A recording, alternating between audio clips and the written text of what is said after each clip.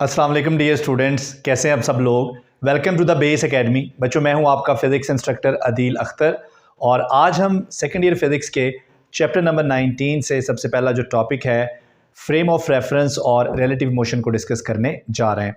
तो सबसे पहले हम देखेंगे कि रिलेटिव मोशन क्या है, ठीक है, और उसके बाद फिर जब रिलेटिव मोशन का कॉन्सेप्ट हमारा क्लियर होगा तो फिर हम डिफ़ाइन करेंगे फ्रेम ऑफ रेफरेंस को और उसकी टाइप्स को समझने की कोशिश करेंगे कि इनर्शियल और non inertial frame of reference क्या होते हैं। तो बच्चों, यहाँ पर मैंने एक लाइन लिखी है, ऑल मोशंस आर रिलेटिव। हमारी जो कोई भी स्टेट है, चाहे हम रेस्ट में हैं या मोशन में हैं, वो रिलेटिव है।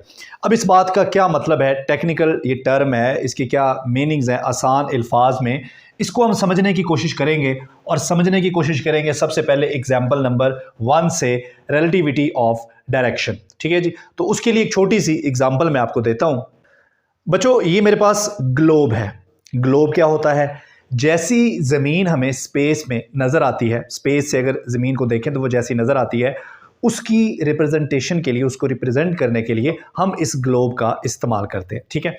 अब फ़र्ज़ कर लें कि इस ग्लोब में एक शख्स, एक ऑब्ज़र्वर यहाँ पर इस जगह पे रहता है और वो यहाँ से किसी चीज़ को ऊपर की तरफ फेंकता है। ठीक है जी। अब उसके लिए तो वो ऐसे ऊपर की तरफ जा रही है, लेकिन अब दूसरी तरफ, ठीक है जी, दूसरी जगह पे यहाँ पर एक और ऑब्जर्वर बैठा है, एक, यानी कि फ़र्ज़ कर लें कि इस पोल से कोई शख्स कोई चीज़ को फेंकता है, अपनी तरफ से तो वो ऐसे ऊपर को फेंकता है, लेकिन दूसरी तरफ दूसरे पोल पर बैठे हुए ऑब्जर्वर के लिए ये जो ऑब्जेक्ट है ये किधर को जा रहा है? ये नीचे की तरफ जा रहा है। हालांकि इसके लिए किधर जा रहा है? ऊपर की तरफ जा रहा है। लेकिन जो ऑब्जर्वर यहाँ बैठा है वो कहता है कि नहीं जी, ये ऑब्जेक्ट जो है वो नीचे की तरफ जा रहा है। इसका मतलब है कि इन दोनों की ऑब्जर्वेशन के मुताबिक, इन दोनों की ऑब्जर्वेशन डिफरेंट है। एक के लिए वो अप डायरेक्शन है और दूसरे के लिए वो डाउन डायरेक्शन है। इसका मतलब है कि यहाँ पर जो डायरेक्शन का कॉन्सेप्ट है वो डिपेंड कर रहा है कि वो उनका जो लोकेशन है वो क्या है, उनकी जो ऑब्जर्वेशन है वो डिपेंड कर रही है उनकी लोकेशन के ऊपर। अब दोनों अपने लिहाज से ठीक हैं, लेकिन चूंकि दोनों की लोकेशन डिफरेंट है इसलिए दोनों का जो ऑब्जर्वेशन है, ठीक है, वो डिफरेंट है। इसका मतलब ये हुआ कि जो डायरेक्शन है वो एब्सोल्यूट नहीं है।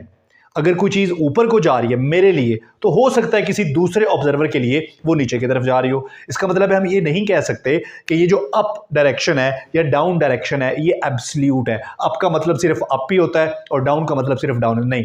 तो हमने देखा इस एग्जाम्पल से कि ये जो अप और डाउन का कॉन्सेप्ट है, ये जो डायरेक्शन का कॉन्सेप्ट है, ये प्योरली क्या है? रिलेटिव है, एब्सोल्यूट नहीं है।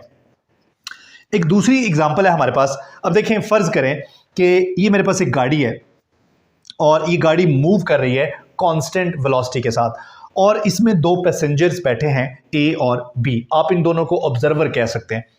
अब ये जो ऑब्जर्वर ए है ये देखता है कि ऑब्जर्वर बी उसके सामने बैठा है और वो रेस्ट में है।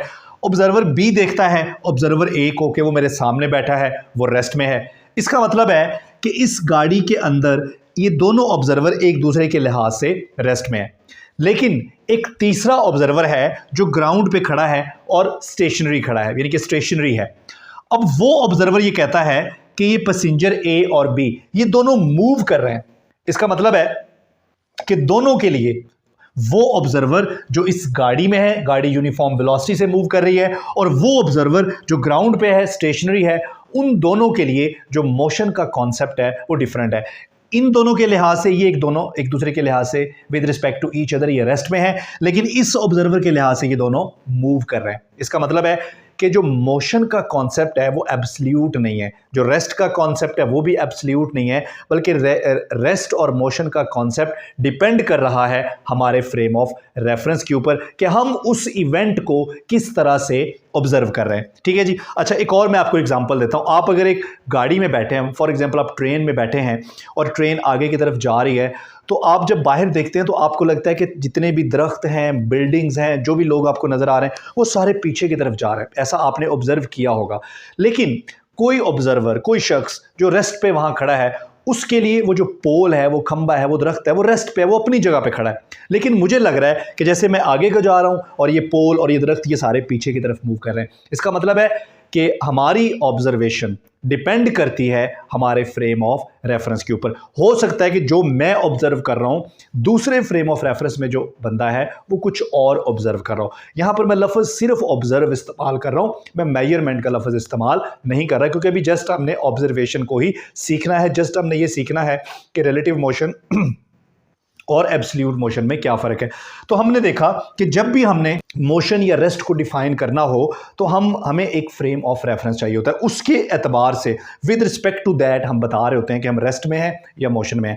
कोई भी एब्सोल्यूटली हमेशा मोशन में नहीं होता, या कोई भी एब्सोल्यूटली हमेशा रेस्ट में नहीं होता। उसकी वो जो रेस्ट पोजीशन है या उसकी वो जो मोशन है, वो दोनों स्टेट्स रिलेटिव हैं। एक और एग्जांपल यहाँ पर मैं आपको देता हूँ। मसलन ये कार है जो कि इस डायरेक्शन में मूव कर रही है, और ये मूव कर रही है विद कांस्टेंट वेलोसिटी v, और इस कार के अंदर एक शख्स के पास बॉल है और वो इस बॉल को ऐसे ऊपर की तरफ फेंकता है। जब उसने बॉल ऊपर की तरफ फेंकी तो वो पोजीशन x1 पे था। जब वो बॉल वापस उसके हाथ में आई तो उस वक्त वो पोजीशन x2 पे था। अब उसके लिए जैसा वो ऑब्जर्व करेगा, मेरी ऑब्जर्वेशन और उसकी ऑब्जर्वेशन दोनों एक जैसी आपको लगेंगी। देखें, मैंने भी इसको ऊपर फेंका है और मुझे लग रहा है कि ये बॉल बिल्कुल सीधी मेरे हाथ में आके गिरी है।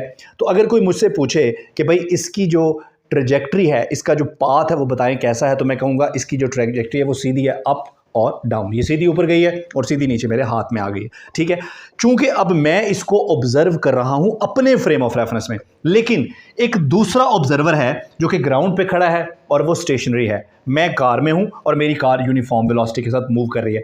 अब जरा देखते हैं कि उसको ये पाथ कैसा लगता है। मेरी ऑब्जर्वेशन तो ये है कि इसका पाथ स्ट्रेट अप है और स्ट्रेट डाउन है। अब जरा उसको देखते हैं कि उसके लिए ये ऑब्जर्वेशन किस तरह की है। अब देखें, x1 पे जब गाड़ी थी, अच्छा इसको ज़्यादा आसान करने के लिए मैंने ये किया है कि x1 और x2 के दरमियान जितना भी डिस्टेंस है मैंने इसको इंटरवल्स में डिवाइड कर लिया है। अब जब गाड़ी x1 पोजीशन पे थी तो बॉल उसने ऊपर की तरफ फेंकी, और यहाँ पर जो ग्राउंड पे ऑब्जर्वर है वो ये देख रहा है कि बॉल यहाँ पर है। उसके बाद after some time interval, small time interval, ठीक है, जब गाड़ी यहाँ पर पहुँची इस पोजीशन पर, तो ऑब्जर्वर ने देखा कि बॉल उस वक्त यहाँ जा रहा है। अब अभी बॉल जो है ये ऊपर की तरफ जा रहा है यूं करके। जब गाड़ी यहाँ पर पहुँची इस पोजीशन पर तो बॉल अपनी मैक्सिमम हाइट पर पहुँच चुका था।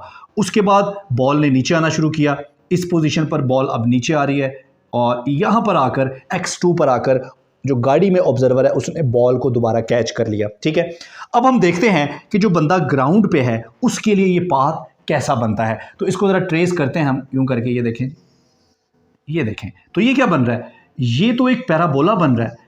इसका मतलब है कि वो ऑब्जर्वर जो ग्राउंड पे खड़ा है, जो स्टेशनरी है, वो देखता है कि ये बॉल का जो पाथ है ये बिल्कुल स्ट्रेट ऊपर और स्ट्रेट नीचे नहीं जा रही, बल्कि ये तो ऐसे पैराबोला बना रही है। सो दोनों ऑब्जर्वर के लिए जो ऑब्जर्वेशन है वो डिफरेंट है। उसकी वजह क्या है कि दोनों का जो फ्रेम ऑफ रेफरेंस है वो डिफरेंट है, वो मुख्तलिफ है।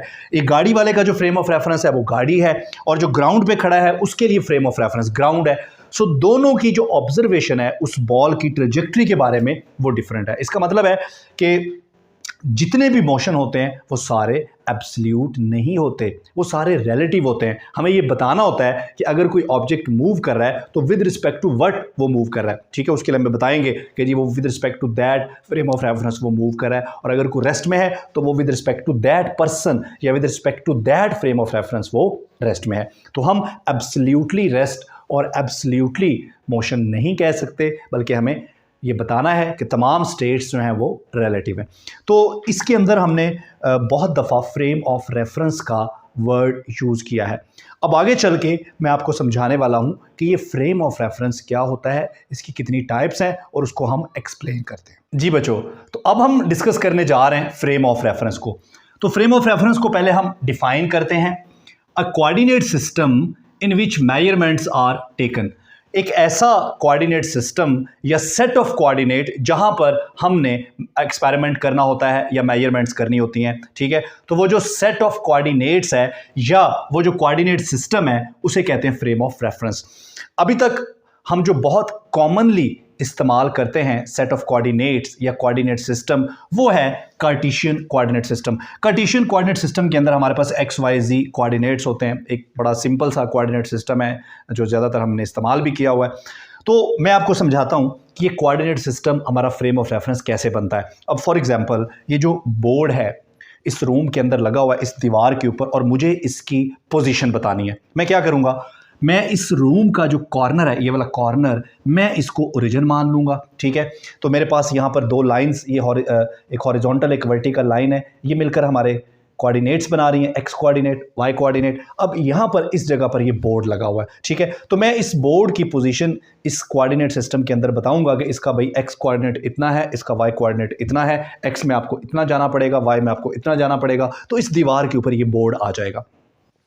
तो मैंने यहाँ पर मेजरमेंट्स के लिए इस फ्रेम ऑफ इस कोऑर्डिनेट सिस्टम को इस्तेमाल किया है, यही कोऑर्डिनेट सिस्टम बन गया है मेरा फ्रेम ऑफ रेफरेंस।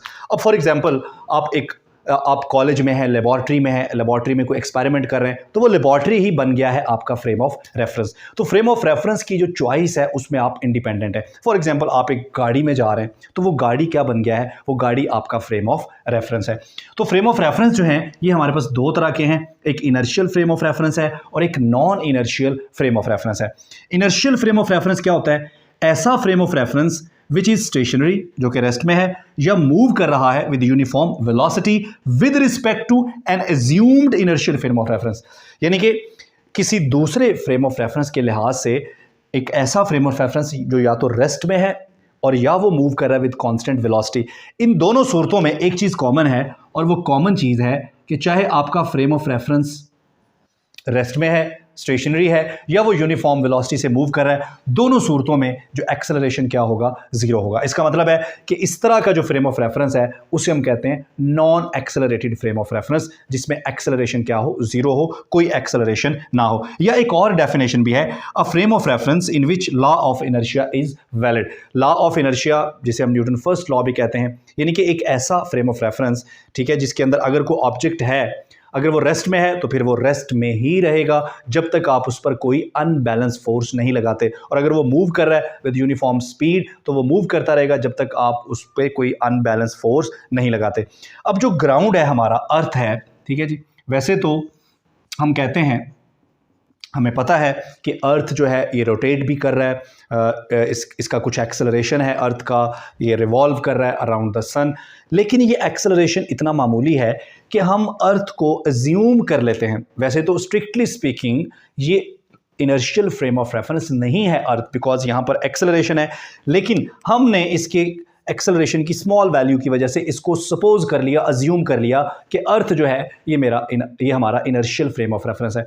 तो इसका मतलब है कि अगर कोई बंदा अर्थ पे खड़ा है, ग्राउंड पे खड़ा है और किसी एक्सपेरिमेंट को ऑब्जर्व कर रहा है, किसी इवेंट को ऑब्जर्व कर रहा है, तो वो जो ग्राउंड है वो उसका इनर्शियल फ्रेम ऑफ रेफरेंस है। या अगर जैसे हमने पीछे गाड़ी वाली एग्जांपल दी थी कि आप गाड़ी में हैं और वो गाड़ी मूव कर रही है विद कांस्टेंट वेलोसिटी, ठीक है, with respect to some observer, तो वो गाड़ी क्या बन जाएगा, इनर्शियल फ्रेम ऑफ रेफरेंस।